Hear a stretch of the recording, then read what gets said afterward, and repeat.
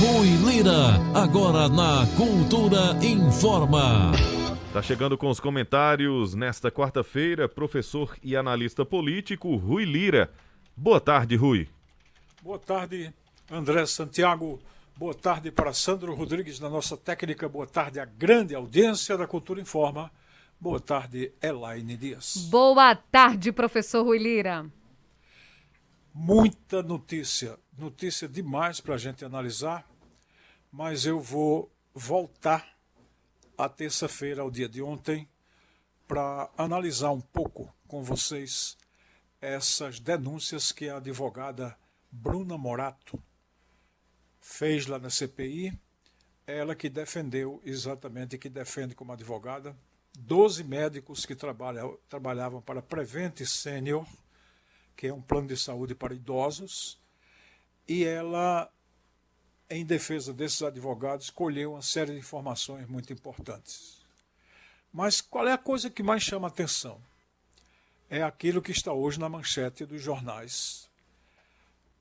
A advogada denuncia que a Prevent Senior, que é esse plano de saúde de idosos, fez um pacto com o governo Bolsonaro para validar a cloroquina, ou seja, para dizer que a cloroquina era uma solução para a questão da Covid, e com isso frear, impedir, diminuir o lockdown.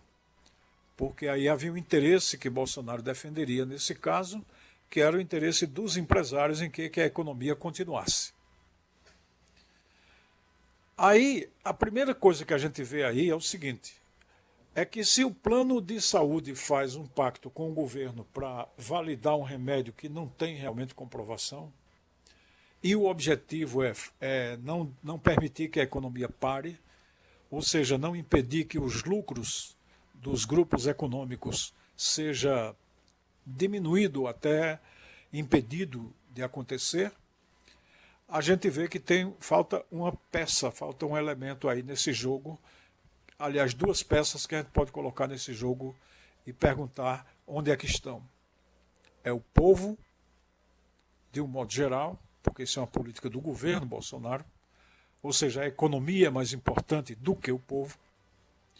E o segundo aspecto é a vítima direta, que é o usuário, o contribuinte desse plano Prevent Senior, que é um dos mais baratos para a categoria dos idosos e que trabalha basicamente com idosos e aposentados, onde, por coincidência, está a população dos idosos, dos aposentados, aquela população mais vulnerável à Covid, mais vulnerável. De modo que a gente vai ter daí em diante histórias que a gente fica pensando que só existiriam no cinema, e histórias que só existiriam onde as pessoas fossem monstruosas, frias e indiferentes ao sofrimento, à vida das pessoas, à felicidade dos outros, e parece que é disso que se trata.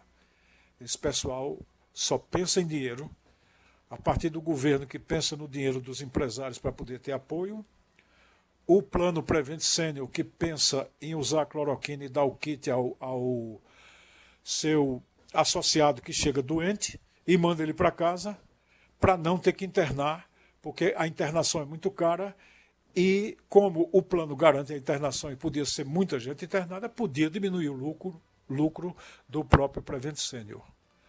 Então a gente vê que o dinheiro está na frente de tudo e a gente vê que aí não tem problema se trata de médicos que estão envolvidos, se trata de empresários do plano, que médicos ou não obrigaram os médicos e os funcionários a entregar os kits e dizer que valiam a pena, e o próprio governo federal, a partir do seu comando político e a partir das suas instituições que deviam fiscalizar essa pouca vergonha, essa violência, esse homicídio cometido contra anônimos da população brasileira que, por acaso, são filiados a esse plano.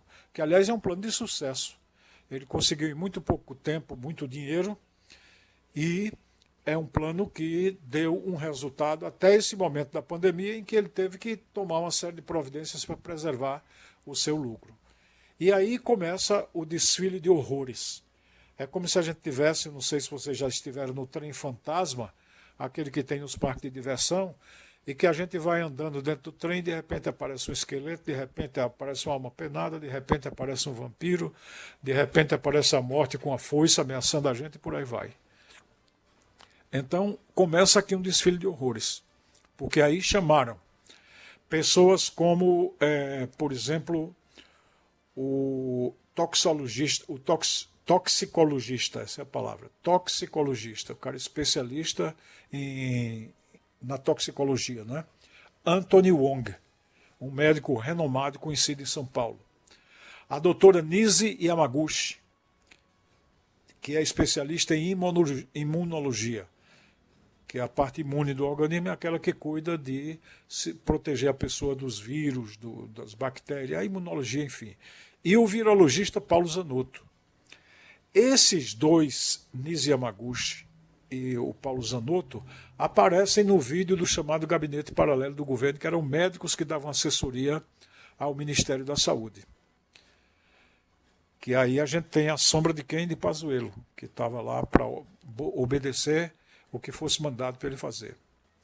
Então esse pessoal fazia um gabinete paralelo que aconselhava o governo, e o aconselhamento desse pessoal médico, especializado em toxicologia, que é o caso do Anthony Wong, e a Nise Yamaguchi, como eu falei, imunóloga, e o virologista Paulo Zanotto, esse pessoal estava na mesma ideia, na mesma lógica de dar força ao discurso de Bolsonaro, embora ele não tivesse nada de científico, dar apoio ao Prevent Senior para, de certa maneira, promover até a morte das pessoas, com diagnósticos falsos e a entrega de medicação inadequada ou ineficiente, como estava mais do que provado e ficou mais do que provado ao longo do tempo. E, finalmente, a gente tinha a aliança das entidades fundamentais, que a Agência Nacional de Saúde, que devia estar atenta a isso, e o Conselho Federal de Medicina. Nem a Agência Nacional de Saúde fez nada, pelo contrário, chegou o momento que ela disse que o Prevent Senior era um caso de sucesso em planos de saúde, e tampouco o Conselho Federal de Medicina fez qualquer coisa, alegando que os médicos eram autônomos para prescrever, para receitar essa coisa toda. Que é uma das táticas, né, desse pessoal. Eles sempre fazem de conta que as coisas são absolutas. Então, quando você diz que o médico é autônomo, e de fato ele tem um grau de autonomia muito grande para exercer a profissão, você quer dizer que essa autonomia não conhece nenhuma regra. Acontece que na sociedade de direito, no Estado de Direito e na sociedade democrática, a coisa funciona assim. Os representantes do povo fazem leis, criam a Constituição, e essas leis e essa Constituição colocam freio em qualquer um. Então o médico não pode matar alguém porque está nervoso, e então ele vai, desliga os aparelhos e deixa o cara sem ar porque ele está abusado com o paciente, ele não vai com a cara do paciente. Ele não pode fazer isso em nome da autonomia médica. Claro que nós estamos dando aqui um exemplo muito pesado, muito forçado, mas eu estou dizendo que tem limite. Ele aí será um homicida, um criminoso como qualquer outro, um assassino como qualquer outro. Ele não pode, por exemplo, desligar aparelhos de ninguém sem consentimento da família, sem uma discussão ampla. Ele não pode tirar de uma UTI um paciente que não está tão bem para colocar ali em paliativos, que é somente suporte para o cara morrer com mais conforto. Ele não pode fazer isso também sem o consentimento do próprio paciente, se ele tiver condições de consciência, ou da família que é responsável por ele. Então, não tem esse negócio de autonomia de médico. O médico tem que ter autonomia profissional, mas essa autonomia profissional está sujeita ao Código de Ética médico, né? E está sujeito ao direito penal, está sujeito à preservação da vida e outras coisas que não dependem do médico. Mas aí o que é que o pessoal faz? Eles inventam um argumento, colocando como absoluta autonomia ou a liberdade ou o direito das pessoas, como estão fazendo com a vacina na Europa, por exemplo, e nos Estados Unidos, que é de onde Bolsonaro e seu pessoal copia tudo para trazer para o Brasil e empurrar aqui como ideia nova e como ideia correta e como verdade absoluta. Que a pessoa tem autonomia e liberdade para não tomar a vacina. Vocês nunca, nem nós, nunca ouvimos falar nesse assunto. A gente nunca ouviu falar que um pai e uma mãe aqui no Brasil tinha autonomia para não fazer vacinação de sarampo e aquelas vacinas contra o tétano, difteria, coqueluche e tantas, né, que são dadas para as crianças. Mesmo hoje ninguém contesta essa vacina. Mas como Bolsonaro e o grupo político dele politizaram a questão da vacina, então a vacina passou a ter nome, passou a ter adjetivo, passou a ter procedência e passou a ter ideologia. De repente a vacina tinha lugar, era a vacina da China. Daqui a pouco a vacina tinha uma teoria da conspiração, era uma vacina feita para dominar o mundo, que é uma imbecilidade, é uma idiotice pensar nisso. Se ninguém dominou o mundo lá atrás, o mundo totalmente, hoje é que não há a menor condição de alguém dominar o mundo inteiro, por conta da própria dinâmica da globalização e de tantas coisas. Então é idiotice, é uma burrice uma pessoa acreditar que uma vacina ou qualquer coisa possa dominar o mundo. Daí a pouco a vacina tinha um criminoso responsável. Então era a China que era responsável pela vacina. Chegaram a chamar de vacina, fazer manifestações, tudo copiando o modelo europeu. E esse modelo está baseado em quê? No libertarianismo, que é uma filosofia desenvolvida nos Estados Unidos, e essa filosofia diz que a liberdade da pessoa e a liberdade do mercado, elas são indiscutíveis, deve ser o fundamento da sociedade. Como se a minha liberdade pudesse me autorizar a fazer qualquer coisa. Ou seja, a mesma coisa que a gente estava falando de médico ainda agora. Então, houve uma denúncia de 12 médicos, eles fizeram um extenso relatório, e esse foi o assunto da CPI no dia de ontem. Elementos desse extenso relatório foram colocados com muita clareza, muita competência, muita coragem e muita ética pela advogada Bruna Morato, que é uma figura que eu, ao ouvi-la, admirei e admiro. Por ser apenas um advogado, uma pessoa sem posse, sem poderes, sem força política, sem nada, mas que acredita naquilo que ela pensa, acredita naquilo que ela faz, acredita naquilo que ela defende e busca fazer justiça. Me pareceu isso e eu fiquei muito gratificado em ver uma pessoa assim, porque essa CPI até agora tem sido um desfile de patifes, mentirosos, ladrões, covardes, picaretas, desonestos, aéticos e, sobretudo, criminosos. Criminosos em qualquer sentido que você imaginar. Não ligam que morram pessoas, ou seja, são assassinos. Não ligam que o país sofra, ou seja, são contra a pátria, contra o nosso povo. Não ligam que não haja ética, ou seja, são imorais que estão lá. E foi esse o desfile macabro que a gente viu nessa CPI da Covid até aqui. Então o Brasil viveu ontem um momento duplo de trazer a sujeira à tona mais uma vez. E nessa sujeira estão envolvidos o governo, instituições de fiscalização da saúde, o próprio Ministério da Saúde, o Ministério da Economia, médicos, não todos os médicos, evidentemente, envolvidos também os que dão sustentação política ao governo, porque não fizeram nada, exceto agora com essa CPI da Covid, que está mostrando que o parlamento pode ser um valor, pode ser importante. Então, desculpem o alongamento, mas esse assunto precisa ser mastigado, digerido, assimilado por toda a nossa população, porque o que aconteceu ontem, o tipo de denúncia que foi colocada ontem, desse pacto macabro, que resultou na morte de mais gente e em sujeiras inomináveis, como é o caso do Anthony Wong, que morreu de Covid, e tentar esconder isso e mudar o laudo, e também a mãe do Luciano Hang, que nesse momento está falando na CPI, e que já seria outro capítulo para a gente analisar, mas não vai dar para analisar agora. Então, gente, é um dia triste. Para mim, no meu comentário, é um dia muito triste, porque nós estamos aqui, infelizmente, revolvendo, revirando e colocando na mesa as tripas e as entranhas e as vísceras de uma monstruosidade contra o nosso povo. Então é uma coisa dolorosa. A gente faz pelo dever de jornalista, pela obrigação de analisar os fatos e pela certeza que só por aí a humanidade pode se entender e o Brasil pode se emancipar e as pessoas podem praticar uma ética libertadora e humanista. Mas é uma coisa muito dolorosa e tudo isso fica para a reflexão do ouvinte da Cultura Informa. Opinião é na Cultura. Primeiro lugar em audiência, do jeito que você gosta. Você está ouvindo a Cultura Informa, o jornal do nosso rádio.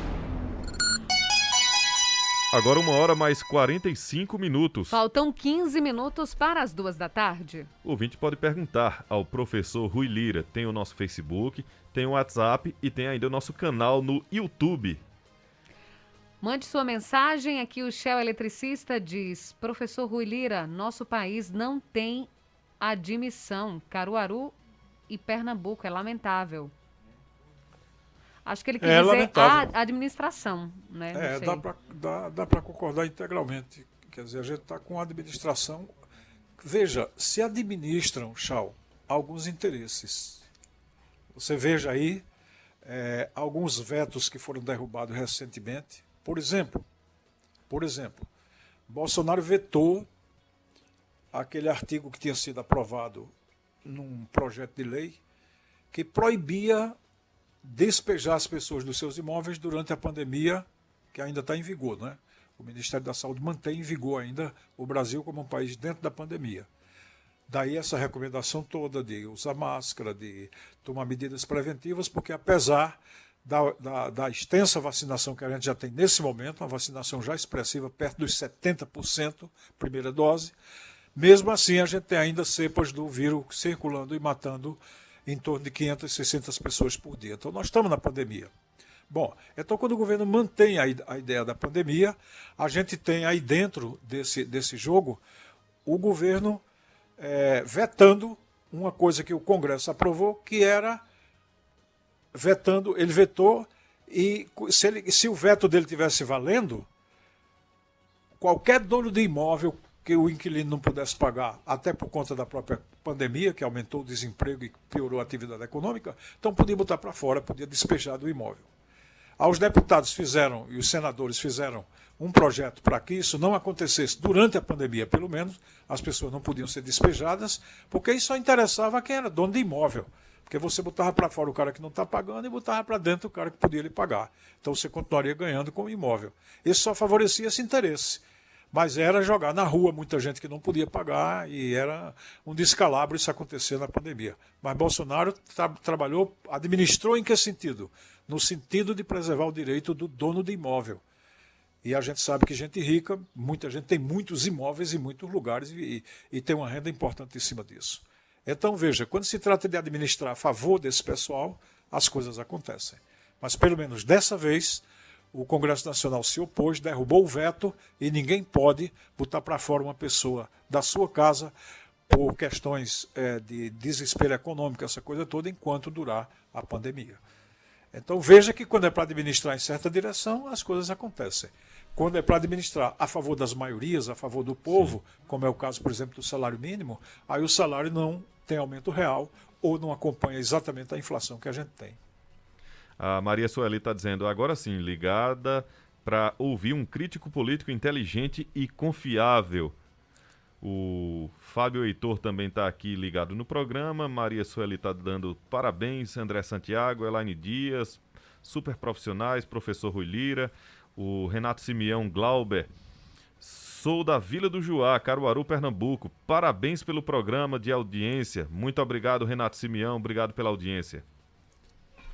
Muito obrigado a todo mundo, a Sueli aí pelo voto de confiança no nosso trabalho e dizer que ela pode confiar. A gente erra, viu? Mas não falseia nada, nem afrouxa na vigilância para encontrar os fatos corretamente e colocá-los. Tudo, por exemplo, que eu coloquei hoje aqui, além de estar na mídia, na imprensa reproduzido, uma boa parte também eu escutei em trechos do depoimento ao vivo dessa grande brasileira, dessa mulher que representa com toda a força brasileira, trabalhadora, emancipada pelo seu trabalho como advogada, como profissional liberal, Bruna Morato, que é uma pessoa que mereceria toda a homenagem. E vale dizer, ela também pediu proteção porque o escritório dela já foi invadido, o escritório de advocacia dela, por pessoas muito suspeitas, tem imagens e a coisa está sendo investigada, e ela está temendo pela própria vida a essa altura do campeonato.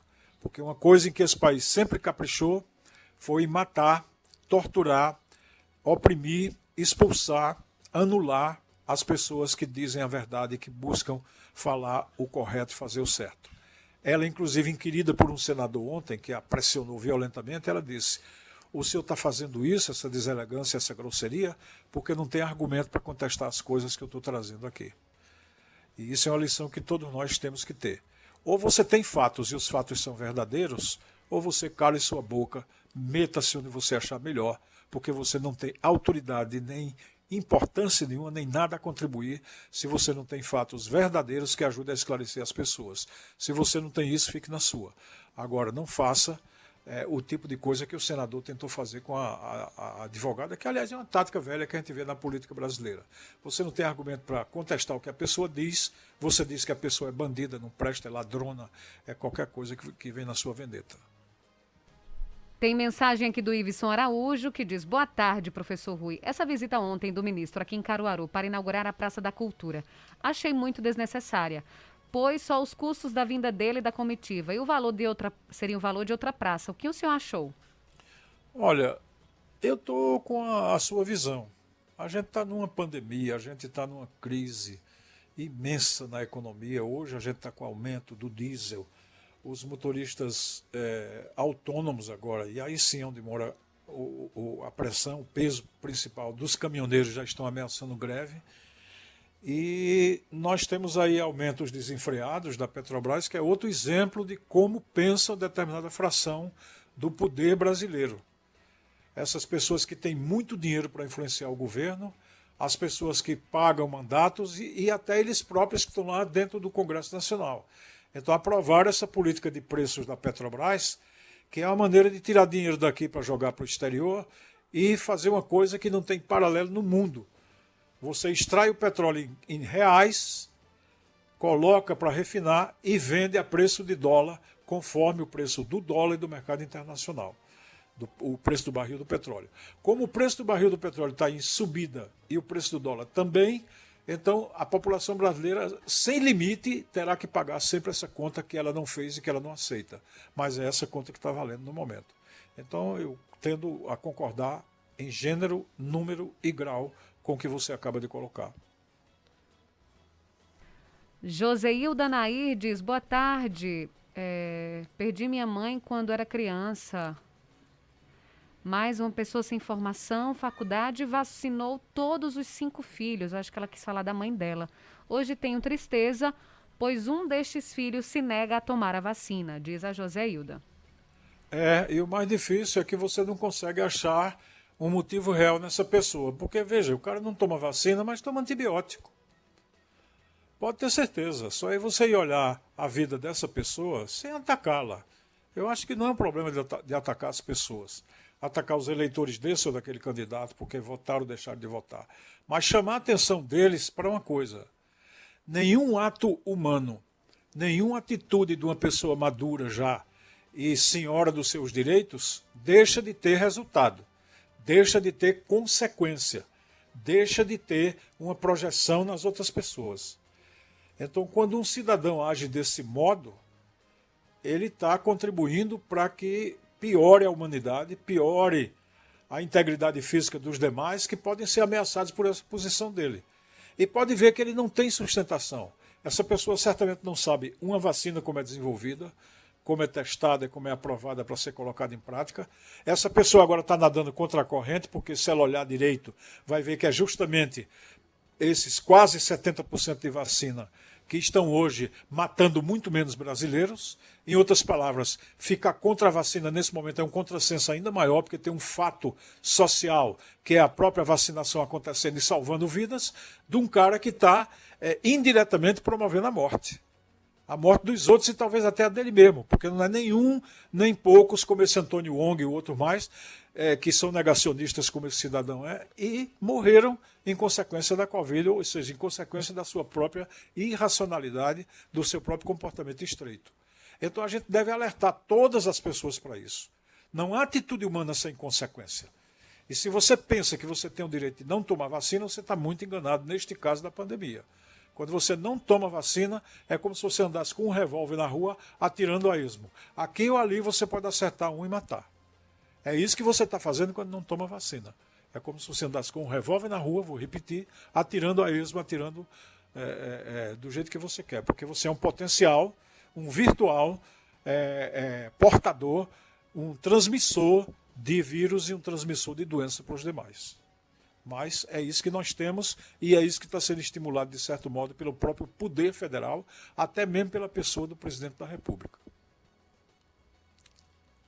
Professor Rui, a gente agradece a sua participação, deseja boa tarde e até sexta-feira. Sexta-feira a gente volta e vamos ver esse depoimento do velho da Havan, né? Vamos ver o que é que ele disse, o que é que ele avaliou. E a gente espera que pelo menos ele seja um pouco mais decente. Tomara que seja, porque ele é bem atrevido e gosta de falar. Tomara que ele fale bem à vontade e responda tudo que for perguntado. Porque alguns, como o Visa, de outros lá, pediram habeas corpus, pediram tudo para esconder as coisas. Que é outra característica que a gente está vendo na política nacional agora, inclusive praticada pelo próprio governo, que esconde o cartão corporativo, esconde as pessoas que frequentam o Palácio do Planalto, que é uma informação pública, e esconde também processos, inquéritos, documentos por 100 anos. Tem sido uma característica de um governo que se diria combater a corrupção, se dizia, né? E hoje a gente está vendo essa corrupção na informação. A informação sendo sonegada à sociedade quando a informação é de direito do povo. A transparência é uma obrigação e foram criadas leis de transparência para isso. Então a gente vai analisar e torcendo para que o Hang ele fale as coisas com clareza e diga à CPI aquilo que for perguntado. Eu não acredito que vai acontecer, mas tomara que aconteça, porque é aquilo que há algum tempo algumas pessoas que não têm autoridade moral diziam, mas que eu acho que nós temos autoridade moral para dizer. Conhecereis a verdade e a verdade vos libertará. Boa tarde, André Santiago. Boa tarde para o Sandro Rodrigues. Boa tarde à grande audiência da Cultura Informa. Boa tarde, Elaine Dias. Até sexta-feira. Até sexta-feira, professor. Um grande abraço.